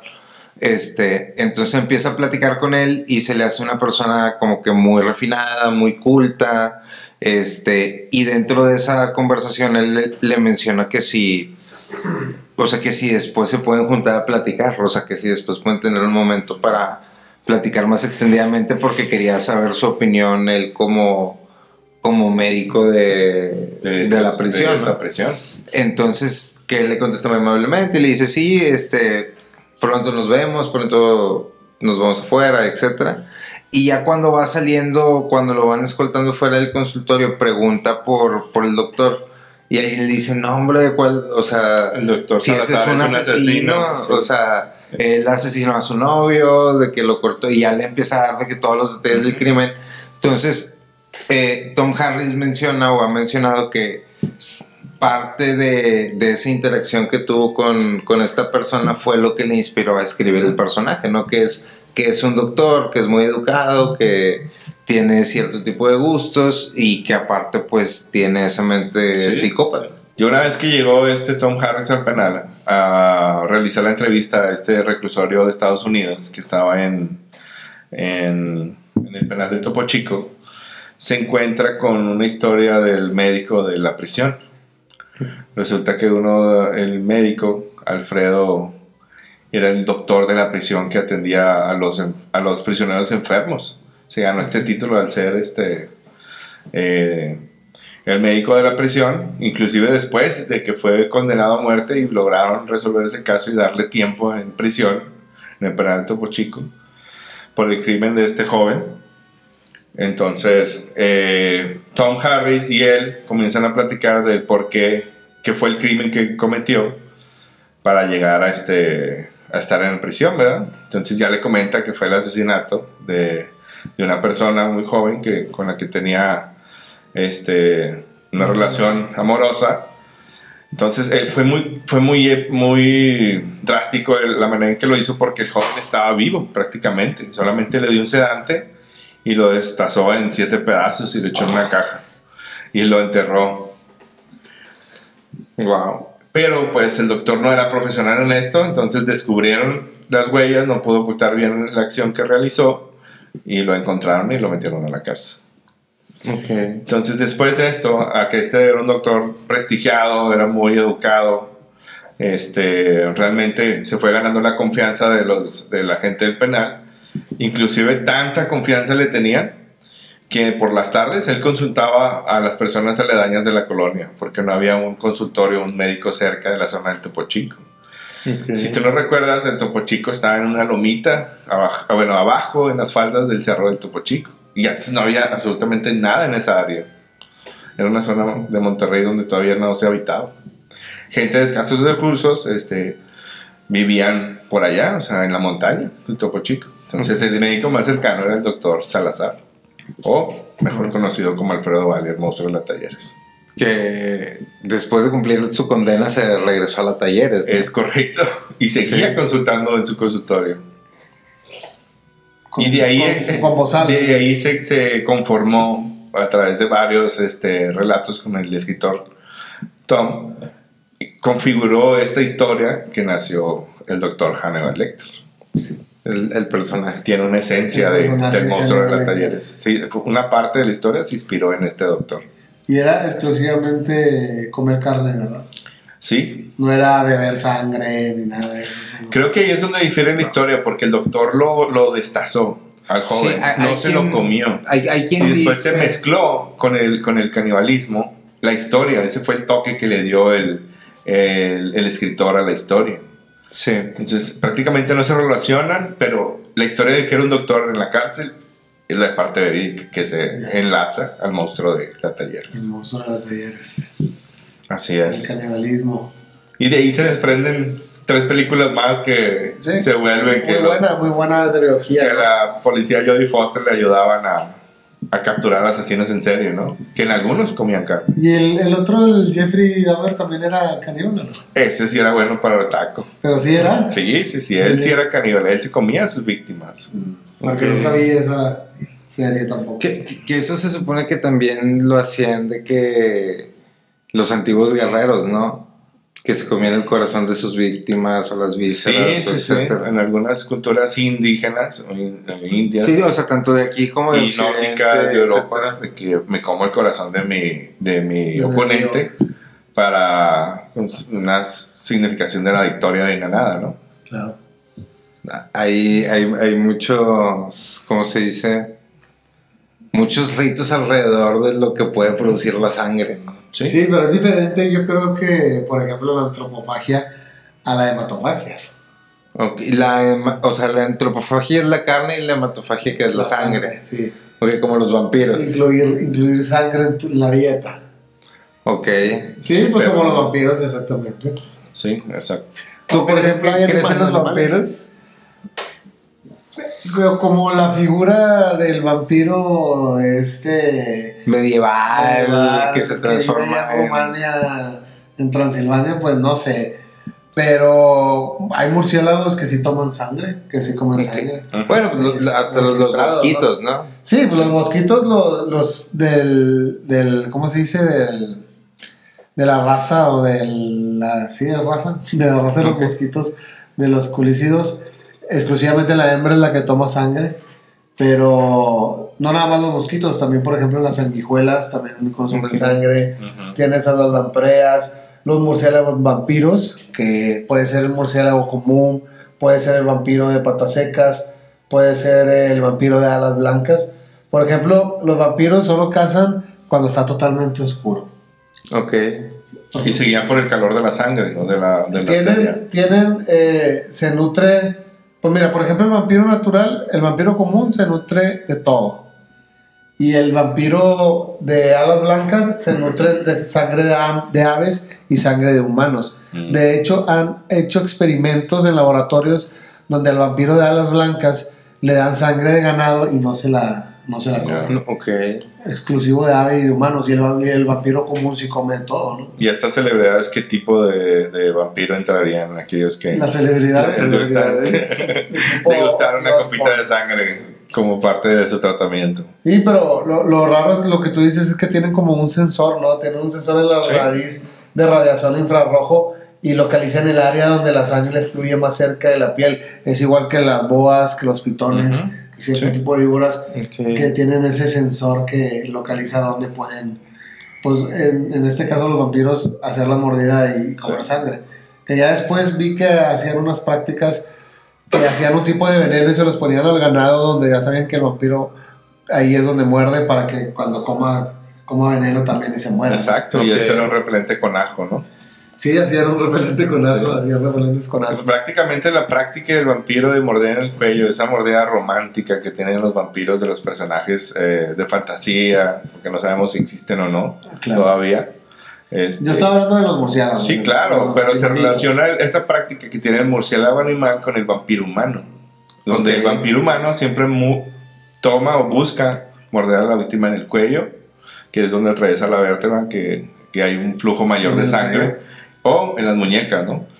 ¿Y los vampiros humanos también se convierten en murciélagos o eso es...? Sí, hay unos que sí tienen la capacidad también de convertirse, se supone, en ciertas civilizaciones, porque tenemos historias de vampiros en muchísimas civilizaciones, hasta en los egipcios, que llegan a convertirse en murciélagos, en perros, en caballos, en otros vampiros que se convierten en animales, ¿no? Fíjate que algo muy curioso de los murciélagos es que en la saliva tienen un componente que prolonga el desangrado, es como un anticoagulante.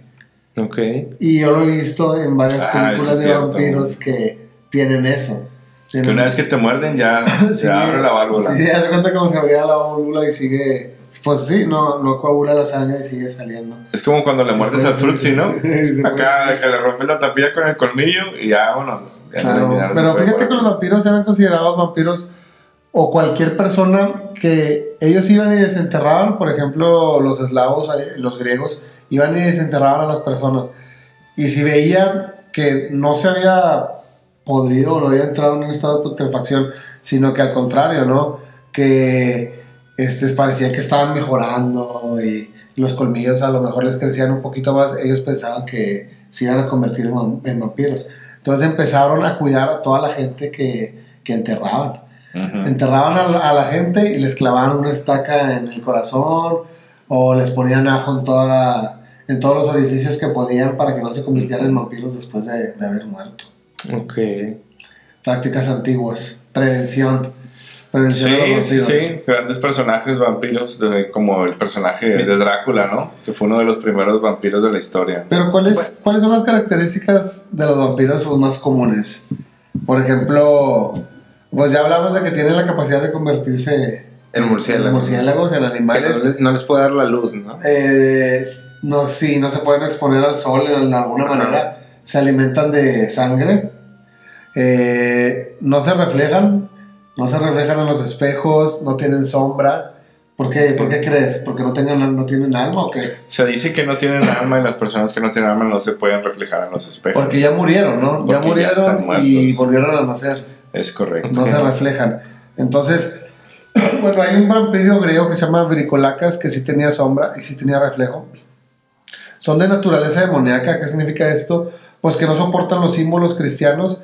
Entonces tú los puedes alejar utilizando una cruz, agua bendita. No pueden entrar en las iglesias.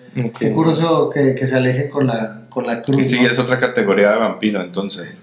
Bueno, pues es que si se alimentan de humanos, pues sí suena algo más demoníaco que otra cosa, ¿no? Más demoníaco. Pero, por ejemplo, respecto a esto de que le tienen miedo a la cruz, yo me acuerdo en algún lado haber leído una teoría que decía que no era tanto por la cruz, sino que era más por los ángulos rectos. ¿Los ángulos, como los ángulos rectos de la cruz? Sí, o sea, ya ves que una cruz tiene 4 ángulos rectos. O sea, si las pones así, hay 4 ángulos. Hay 4 ángulos, ajá. Entonces, o sea, y esta teoría lo que mencionaba era que los vampiros o este tipo eran un tipo de humanos súper desarrollados, que salían, no sé, uno entre cada 100,000, pero que eran pocos, y que su sensibilidad y la forma en la que funcionaba su cerebro era muy distinta. O sea, tanta que podían quedarse invernando durante X cantidad de años, ¿no? Entonces, que lo que hacían era atormentaban a ciertas poblaciones y luego se escondían y dejaban que pasaran 50, 100, 200 años e iban y atormentaban a otros lugares, en lo que buscaban personas que tuvieran como esa misma mutación que ellos, ¿no? Entonces, eventualmente, en una de estas invernaciones, cuando salen, ya la sociedad ya empieza a montar estructuras, ¿no? Ya ya hay edificios, cruces, iglesias, etcétera. Y esto como que los empieza, por esa misma sensibilidad, como que los empieza a trastocar. Okay. Y por eso era más fácil matarlos con esos símbolos cerca. O sea, tú dices que ellos estaban escondidos. Entonces, al momento que ellos estaban escondidos, hibernan por, no sé, 400 años, unos 500. 100, 250. Vuelven a salir y ven que ya hay ángulos rectos. Ajá. Que el humano construyó edificios con ángulos rectos, edificaciones con ángulos rectos, y ellos no podían imaginar eso en la naturaleza, ver un ángulo recto en la naturaleza. O sea, pues no estaban como cableados no para existe eso, en la naturaleza el ángulo recto. O sea, sí existen, pero es lo menos. Okay. O sea, por ejemplo, creo que donde más los encuentras es en los cristales. Como creo que hay un cristal, un mineral que se llama pirita, que lo tiene. Sí, en la que pirita. es como medio doradito o Sí. algo así. O sea, en ese tipo de cosas es donde es más común, Okay. Pero normalmente No hay ángulos rectos en no la hay naturaleza. ángulos rectos. O sea, la naturaleza prefiere las ondas. Claro. Y va a permitir que haya ángulos rectos, pues cuando sea más conveniente, que es casi nunca. Entonces estos vampiros salían, veían los ángulos rectos y decían, ¿qué es esto? O sea, pues sí, me imagino que su sistema visual no estaba evolucionado para eso, ¿no? Y al momento que tú le pones una cruz que tiene 4 ángulos rectos, Es como hipnosis. ¿qué está pasando? Uh-huh. Exactamente. Una era la luz, Sí, el ajo son vulnerables a la luz. y las cruces. El ajo, las cruces, la estaca de madera era una práctica que se encontraban, por ejemplo, en Bulgaria se llegaron a encontrar ciertos restos con estacas de madera clavadas en el corazón, porque ellos querían prevenir que se convirtieran en vampiros después de la muerte. Pero Porque eso de la estaca viene de un poquito de la historia del conde de El de Valaquia. el Bat, el empalador, ¿no? Vlad, Sí. el empalador. ¿Quién es? Vlad el empalador, o mejor, como en romano se decía, Vlad Drácula. ¿De dónde viene esta referencia de la estaca?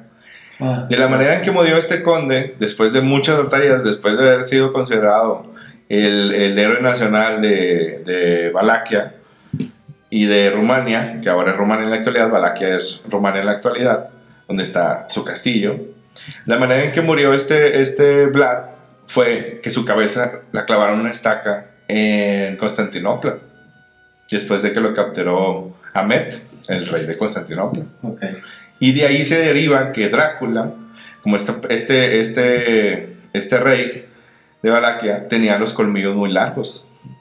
Y se referencia que por las maneras que mataba a sus víctimas, el empalador, que era atravesar el cuerpo con una estaca hasta que le saliera por la boca la estaca, de ahí se tomó este modismo de que Drácula se tenía que matar con una estaca. En el corazón. Sí, y si su cabeza la mostraban en Constantinopla en una estaca. Es que Vlad el Empalador o Vlad Tepes o Vlad Draculea, o sea, es como se dice, es la inspiración que toma quien escribe el libro de Drácula, ¿no? Okay. O sea, y él, haz de cuenta que, o sea, como dice Jorge, él era de Valaquia, o sea, lo que ahorita es Rumania era Valaquia y Moldavia. Entonces, él era el príncipe de Valaquia. Entonces, en algún momento, su padre lo invitan o lo hacen miembro de la Orden del Dragón. No, hablando de este año, ¿no? Del año del dragón de madera. O sea, lo hacen miembro de la Orden del Dragón y él se cambia el nombre a Vlad Dracul, Okay. que significaba dragón, ¿no? O sea, pero ahí en Valaquia, o sea, ya de regreso a su tierra, ahí por lo que ahorita es Rumania, eso, o sea, no había palabra para dragón porque no conocían a los dragones, ¿no? Entonces, para ellos eso significaba diablo. Entonces, ya le cambia a su hijo el nombre a Vlad Draculea, y de ahí es como de donde Se enlazan sale las historias. Entre el nombre, castillo, ¿no? y el apellido. Y todo el tema de que era muy sanguinario y decían que le gustaba beber la sangre de las personas que mataba, o sea, y etcétera, o sea. Pero de ahí viene el personaje de Drácula. Sí, él es la inspiración. Y Transilvania está ahí cerquita de Valaquia. Okay. O sea, pero no él. Donde tenía el Pero castillo. él no está. O sea, eventualmente, pues sí, estuvo vagando por ahí varios tiempo. Ahí estaba el castillo. Son ciertas características, ¿no? De los vampiros. Ya después se fue romantizando por ciertas novelas. Claro, ya después pasó a ser una novela romántica. Tuvimos esta gran película de La entrevista con el vampiro. Donde creo que fue una entrevista de la manera que a nosotros, nuestra generación, se introducieron los vampiros, ¿no? Donde sale Brad Pitt y... O sea, mucho crítica al Crepúsculo, pero también hubo... Claro, una adaptación de cómo introducir a los vampiros otra vez a una generación de... ¿Tú crees que siguen existiendo? O sea, que algunos de estos hayan... O sea, si algo de la teoría que platiqué tuviese algo de verdad, ¿tú crees que todavía seguirían existiendo? Digo, porque sabemos... O sea, con todo esto que pasó de la lista que está volviendo a tomar relevancia de Jeffrey Epstein, y todas estas exposiciones que se están haciendo de esos círculos, o sea, ¿crees que siga habiendo ese tipo de humanos? O sea, que una orden de vampiros que necesiten consumir eso. ¿Quién sabe? Yo diría que sí. ¿Te acuerdas de la película de La entrevista con el vampiro que Tom Cruise ya después estaba muy, muy, muy débil porque comía pura carne, sangre de rata? Sí. Y luego ya vuelve a comer sangre de humano y se vuelve a poner así como otra vez sano. Sí, en la parte donde pasa, donde lo sepultan y después de alguna manera abren la tumba y sale. Pero realmente que encuentra el mundo moderno del vampiro ya no era muy grato para él. Sí, ya no era igual. No era tan fácil estar en las calles y haciéndola de vampiro. Y qué curioso que los ponen. Una de las características es que son indestructibles, ¿no? Y extremadamente fuertes en ciertos casos. Que no pueden morir, ¿no? Y que no pueden morir. Tienen sus maneras de morir, pero no es tan fácil, ¿verdad? Y que que no pueden entrar a la casa si no los invitas. Ok. Pero que si les invitas pueden entrar y salir. Y hacer lo que quieran. Y hacer lo que quieran. Pues hay cierto. ¿Crees que sea más una maldición que ¿cómo lo ves más? ¿Como un superpoder o como una maldición? Una maldición de muerte eterna, de vida eterna. ¿No has visto este meme de que por qué todos los vampiros son millonarios? Dice, güey, se han vivido más de 300 años y no eres millonario. O sea, claro, pues ya está muy jodido el pedo, ¿no? Ya está muy cabrón, ¿no? Sí. Se dice que algunos eran nigromantes, que algunos vampiros eran nigromantes. Ok, la nigromancia es esto que de manejar a los esqueletos y los muertos, ¿no? Pues sí, invocar a los muertos de cierta manera, pero trabajar con los muertos, por ejemplo, hay una especie de nigromancia que son los aruspices, que trabajan con las entrañas de los animales y predicen el futuro viendo a los animales muertos, las entrañas de los animales muertos. Como una curandera que abra la gallina. Que eso lo siguen haciendo, ¿no? O sea, lo hacían en la antigua Roma y lo hacen en Catemaco. Lo hacían los vampiros. ¿Los vampiros también hacían eso? Nigromancia. Sí. Ok, bueno, pero eso de las vísceras es como una de las materias para pasar a la adaptación mexicana, ¿no? Los ritos mayas que hacían en las piedras, ¿verdad? Con humanos. Que hay que ver esto y muéstrame el hígado y que... Ellos leían el futuro con las entrañas de los animales. Los aruspices. Los aruspices. Sí. Oye, ¿has oído hablar de los vampiros? ¿Vampiros? Sí, no. Que son es la mezcla entre un vampiro macho o un vampiro hombre y una mujer normal. Ajá. ¿Que sería como los del Crepúsculo o no? Sí, yo creo que sí. O por ejemplo Blade, el de Marvel, sí. Blade es considerado vampiro que pues tienen esta habilidad de ser los cazadores de los vampiros, porque pueden ver a los vampiros incluso cuando son invisibles, saben dónde están, tienen capacidades de vampiros y capacidades de humanos. Los vampiros. Creo que la diferencia es que no están de todo mitad humano, mitad vampiro, ¿no? Sí, porque ¿cómo te conviertes en vampiro? Sería un vampiro embarazando a una humana. Bueno, según la leyenda, que un vampiro te muerda, ¿verdad? Pero de cierta manera que no vacíe tu sangre. O sea, te conviertes en vampiro naciendo vampiro. Si naces vampiro con vampiro nace vampiro, vampiro con humanos nace vampiro. Sí. Es como un... Y lo vampiro nacido, vampiro convertido. De Harry Potter. Exacto, vampiro convertido. Es con la mordida. Con la mordida, con algún tipo de ritual, con alguna muerte prematura o violenta. Aparte que cuando se morían, renacían como vampiros. Volvían a ser vampiros con alguna muerte. Pasabas una noche tan mal que morías y volvías a nacer. De hecho, en Rumania se tiene la creencia que si una familia tiene alrededor de 12 hijos varones, el séptimo hijo y el 12º hijo tienen la tendencia a ser vampiros. ¿Qué? Sí. Wow, eso no lo esperaba. Tengo un amigo de Rumania, le preguntaré la próxima semana. Se supone que eso se pasaba, ¿no? Salía cada 2, 3 generaciones. O sea, sí. Pues el vampiro es cada 2 generaciones, ¿no? Porque se muere y tiene que salir a la segunda generación. Podría ser. Pero bueno, ya te puedes cambiar el nombre, ¿no? El pelo si quieres. Sí. Entonces, te decía que les ponían ajo para que no se convirtieran en vampiro cuando se moría, le atravesaban los corazones ahí en las tumbas para que no revivieran con las estacas, para evitar que se convirtieran en vampiros. Pero no es contemporáneo, lo tenemos hasta en los egipcios. Los egipcios, no sé si hayan escuchado hablar de la diosa Sekhmet, la diosa egipcia. De que exigía sangre, ¿no? Que la mandaron como castigo. Sí, la diosa Sekhmet tenía cuerpo de mujer, tenía cabeza de leona, pero ya es que las leonas no tienen melena. Bueno, pero ella sí, es cuerpo de cabeza con leona, cuerpo de mujer, cabeza de leona con melena, y generalmente está coronada con el disco solar, con la serpiente. Es hija de Ra y tiene un alter ego que es Hathor, porque se convirtió después en Hathor.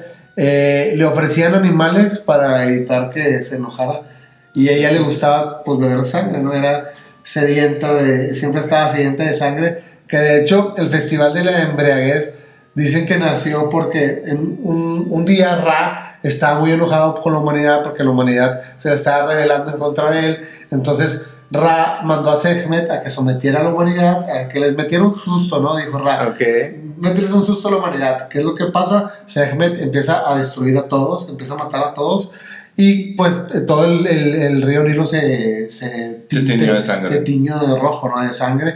Dice Ra, no, pues sabes que Sekhmet va a acabar con toda la humanidad. Entonces le mezcla cerveza ocre con rojo hermatilión y embriagó a Sekhmet. Y entonces ahí se considera que Ra salvó a la humanidad embriagando a Sekhmet, y empezó pues tradición de la cerveza y tomar vino. Del festival de la embriaguez. Que cómo se conecta en convertir el vino para mis compañeros haciendo una celebración de la copa de Jesús, ¿no? Exacto, sí, el vino y la sangre en la religión católica tienen como todos los dioses antiguos, ¿no? Pedían sangre, ¿no? Claro. Ya no pedirán o ya no estarán. Como dice, tomar y beber de la copa de él. Tomar y comer todo de él, porque la sangre. De mi sangre es mi crepúsculo. Sangre de la alianza. Bueno, sí, hay que ver esa parte, ¿verdad? Pues dicen que la sangre te pone en un estado muy elevado si la consumes así directamente, si la tomas. Pues mejor pues un choricito, ¿no? Cuando la fritada es carne, ¿no? La fritada es el cabrito, y utilizas la sangre del cabrito para guisar. ¿Y te gusta? Sí, personalmente nunca la he probado, siendo que soy un aficionado a la carne.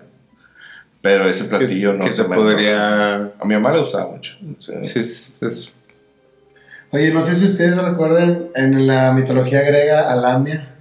Lamia que se convirtió. Bueno, Lamia que era hija del rey Belo y se hizo amante de Zeus.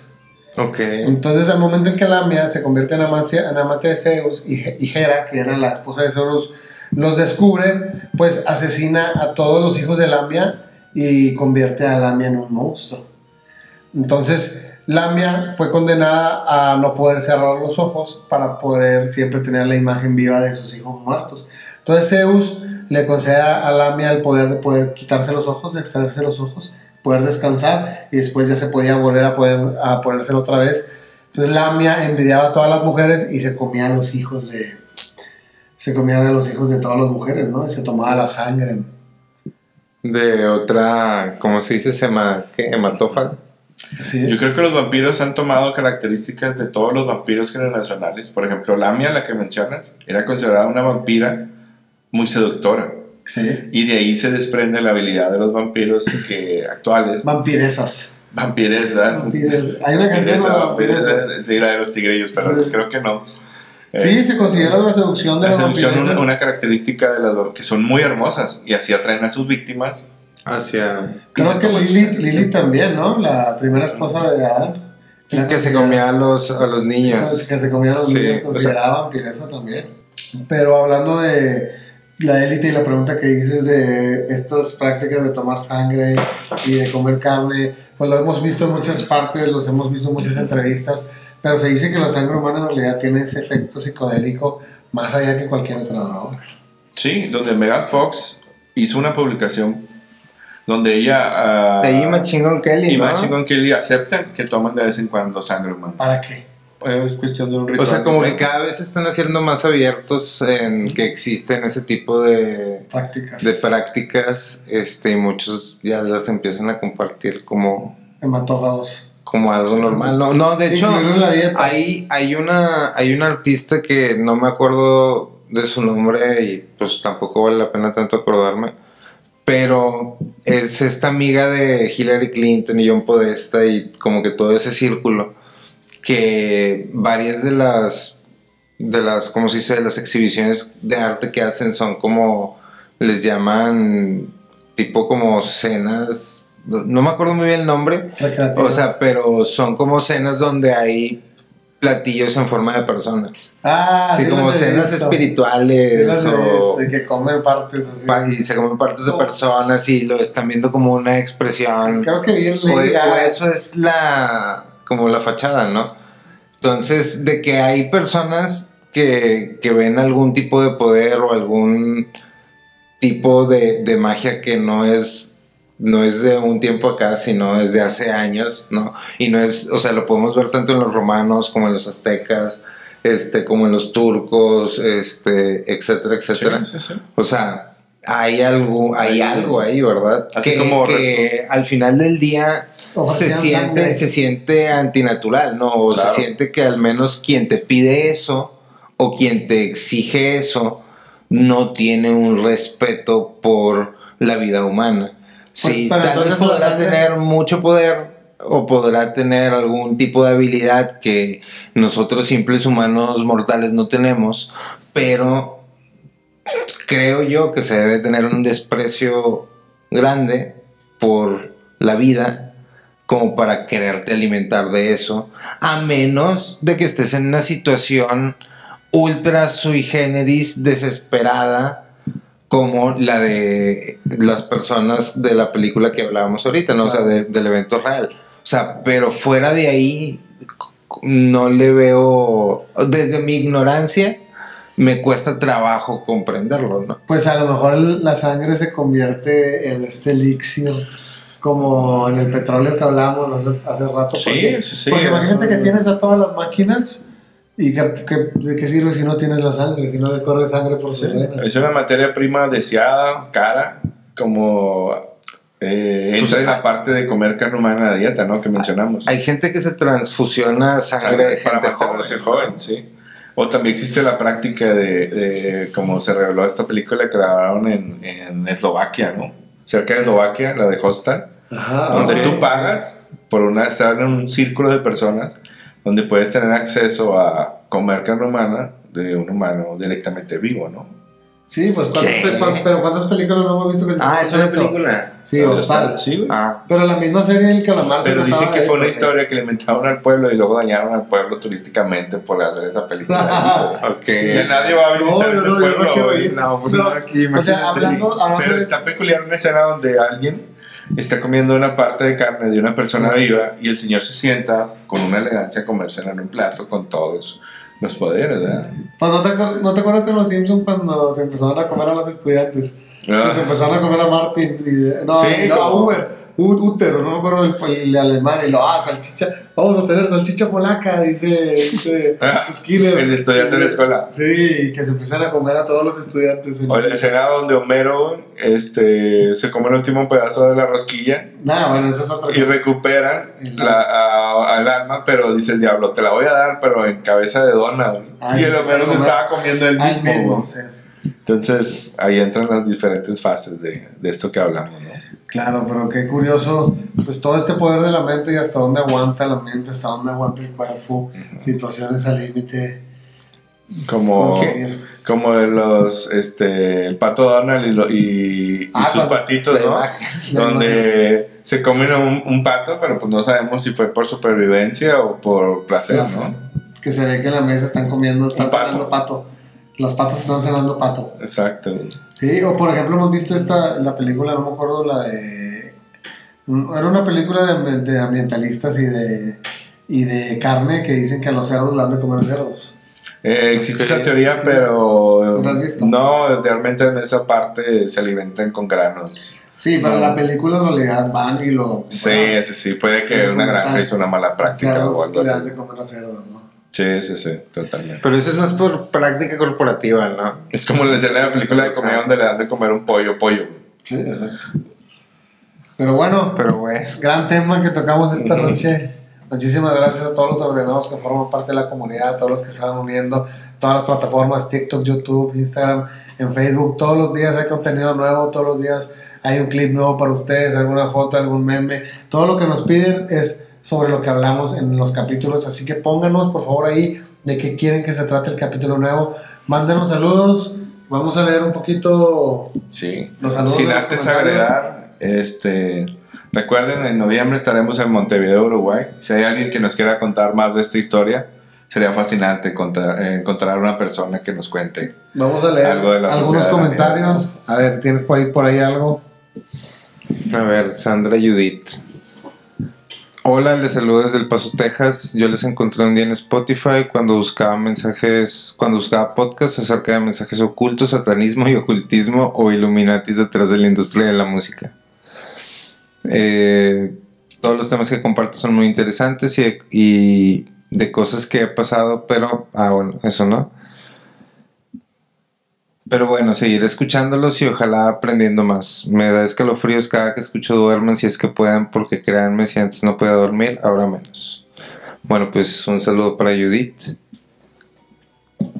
Y dice Ixquina Serpent, ¿dónde andan? Queremos nuevo podcast. Saludos. Ya estamos de vuelta en este año nuevo, podcast nuevo. Buen tema que tomamos esta noche.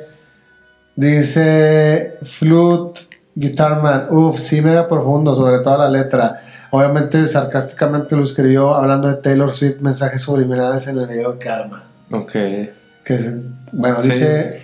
¿Cómo ese video causa mucha popularidad, ¿no? ¿Verdad? Sí, el video de Karma que en realidad pues nosotros no lo tomaríamos con tanta importancia.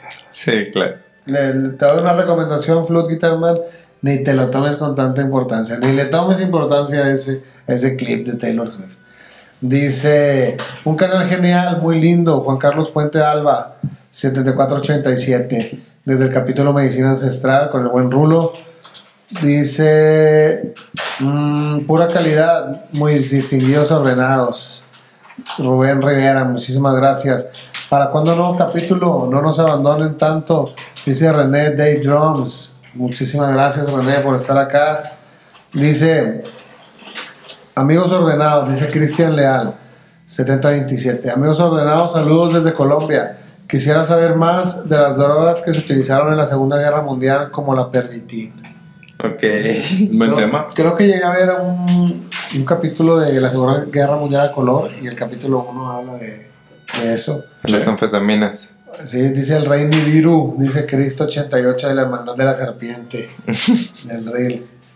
Mucha gente, dice Anthony Sanjur, claro, en México hay muchas logias masónicas, y no lo digo yo, hay muchas investigaciones que dicen que México es la casa de los masones. Del rey de Chespirito era masón. Nada, ya.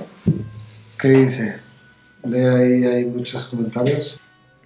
Saludos, ¿podrán hablar de la película llamada Atuk? Dicen que no ha podido ser estrenada por estar maldita. Abrazos desde Argentina. Dice algún user. Atuk, ¿tú la has visto? ¿No has escuchado esa película? Yo escuché algo, pero no me atreví a verlo. ¿Pero qué escuchaste? Que sí, que está maldita la película y pasan cosas raras después de no puede salir. Es como el video del video de te va a llegar del 7 días la muerte del aro.